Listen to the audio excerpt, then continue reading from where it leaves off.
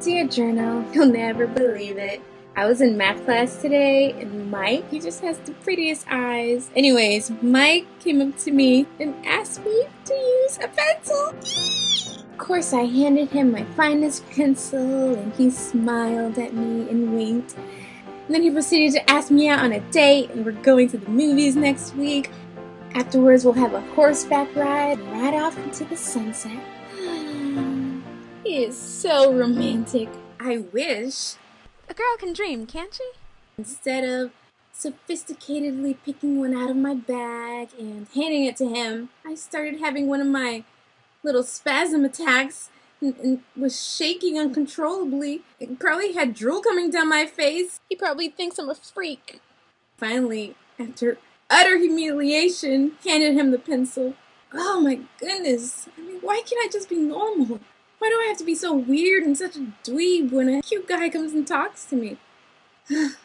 Alas, Journal, at least I can speak to you, write to you. Dear Journal, it's like day after day of humiliation. Today we had to give a presentation in class, and of course, I hate public speaking, and I got up there, my body has a mind of its own, and started shaking, and my voice was cracking like a boy in puberty, and I could feel my heart pounding in my ears. I could barely get a word out when Erica, popular Erica, was like, "Can she even talk?"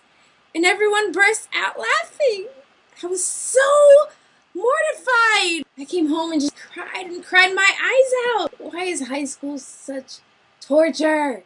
Why do I feel so alone? I feel like nothing sometimes, like I'm invisible. And I appear at the most inopportune times. What's the point of any of this? What's the point?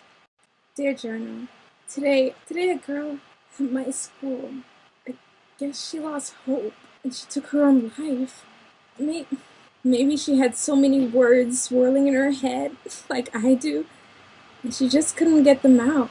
Maybe she didn't have any hope to hold on to. What kind of darkness would lead to think that there's no way out, that there's no hope, that there's no point to life? Those scenes you just saw actually were inspired by the pages of my diary.